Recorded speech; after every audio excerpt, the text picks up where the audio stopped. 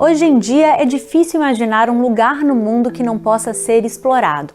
A impressão é que tudo está ao nosso alcance e já foi fotografado e explorado nas redes sociais. Mas, por incrível que pareça, existem alguns poucos lugares que precisam permanecer intocados. Os turistas não pisam lá por motivos de segurança, legais ou científicos, ou tudo isso junto. Eu sou Natália Passarinho, da BBC News Brasil, e neste vídeo eu te convido a visitar 4 desses cantos isolados do mundo. A gente vai mostrar uma ilha lotada de cobras venenosas no Brasil, uma caverna com obras de arte valiosas, um umbigo gigante e um cofre no fim do mundo.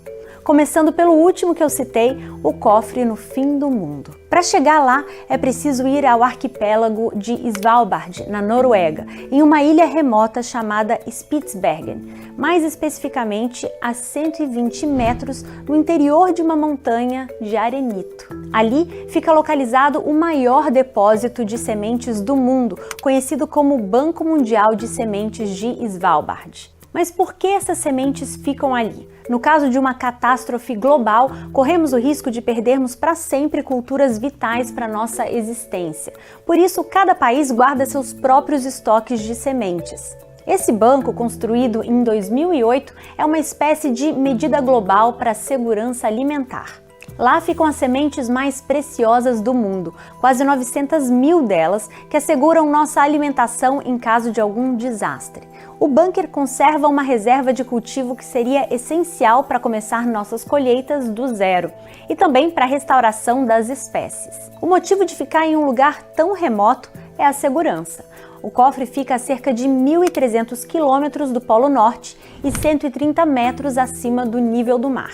A altura permite que o lugar permaneça seco, mesmo se as calotas polares derreterem. Outra vantagem é que não há atividade sísmica ali, como vulcões ou terremotos. Há também o chamado permafrost, uma camada de gelo permanentemente congelada que circunda o cofre.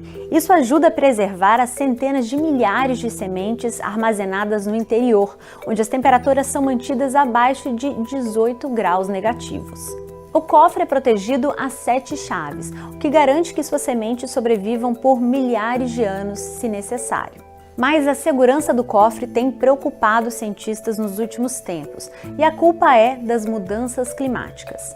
Em 2016, o ano mais quente da história, de acordo com a NASA, o aumento nas temperaturas fez com que a água derretida rompesse o túnel de entrada do cofre. E as coisas não melhoraram. Em 2020 foi documentado o verão mais quente da história de Svalbard. Segundo o cientista Kim Holmen, do Instituto Polar Norueguês, isso causou um derretimento sem precedentes das geleiras e o degelo do permafrost. Por isso a situação no local vem sendo monitorada há alguns anos. O nosso segundo lugar é mais próximo do que você imagina. Estou falando da Ilha da Queimada Grande, a cerca de 35 quilômetros do litoral do estado de São Paulo. Mas se você pensou em visitar a ilha, pode esquecer. Ela é habitada quase exclusivamente por cobras venenosas. As estimativas são de que haja entre 1 e 5 serpentes por cada metro quadrado da ilha. A situação, que já era perigosa, fica ainda pior porque a Ilha da Queimada Grande é lar de uma cobra altamente venenosa, a jararaca ilhoa. É uma espécie de víbora que existe só em Queimada Grande. Mas como essa cobra foi parar lá?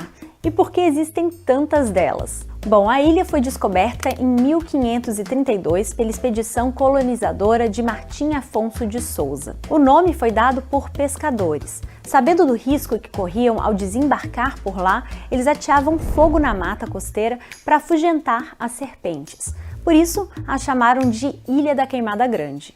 Mas a história da ilha é bem mais antiga e explica o porquê dessa abundância de cobras. Ela foi formada no final da última era glacial, há cerca de 11 mil anos, quando o nível do mar subiu. Assim, o local foi transformado em uma ilha.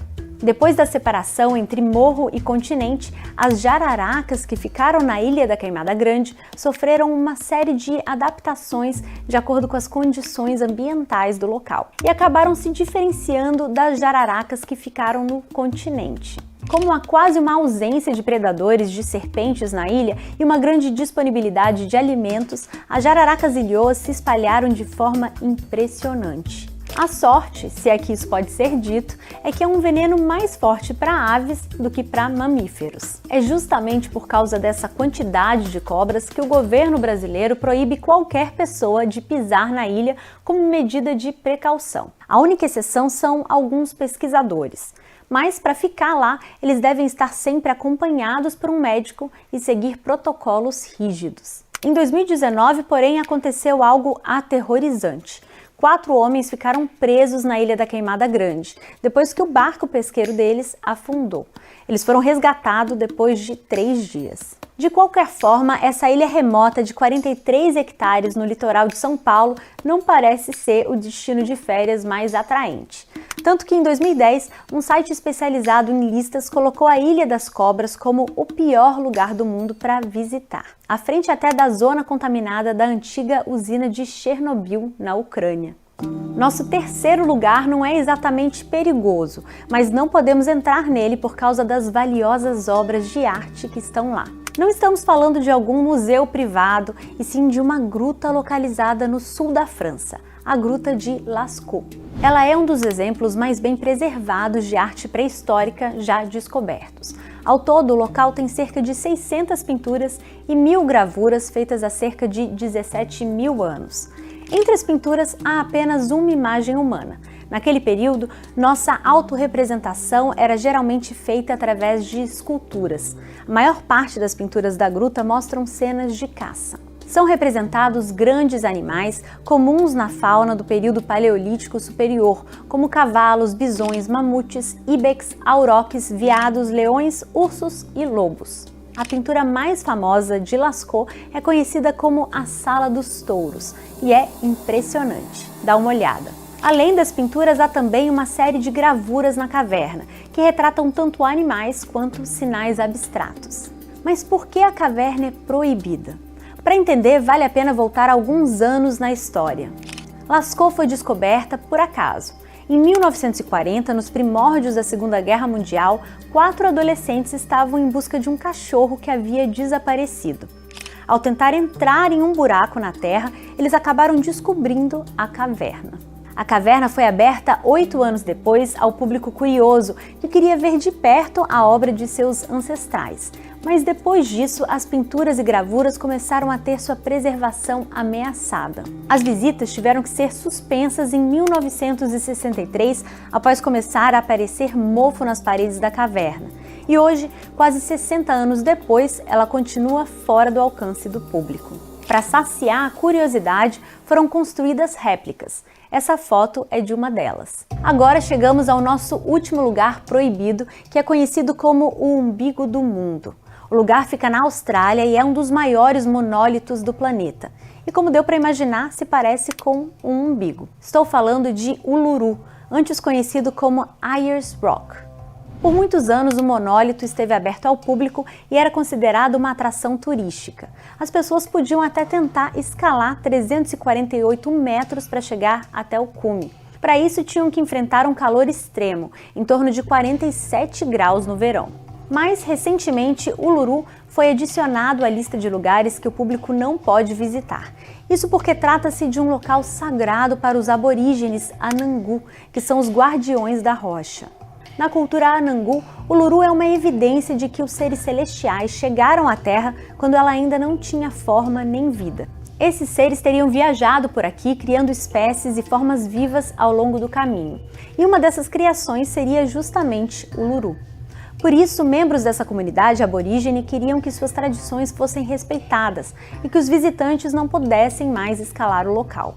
A decisão de impedir as pessoas de pisar em Uluru foi tomada em 2017. O dia 25 de outubro de 2019 foi o último em que as pessoas foram autorizadas a escalar a rocha. Longas filas de turistas se formaram naquele dia. Os visitantes ainda podem visitar o Parque Nacional Uluru Kata Tijuta, mas a rocha sagrada só pode ser observada, nunca pisada ou escalada. Bom, nossa viagem pelos lugares proibidos chega ao fim. Gostou desse vídeo? Então deixe sua curtida ou seu comentário e não se esqueça de se inscrever no canal do YouTube para ficar dentro dos nossos vídeos. Até a próxima!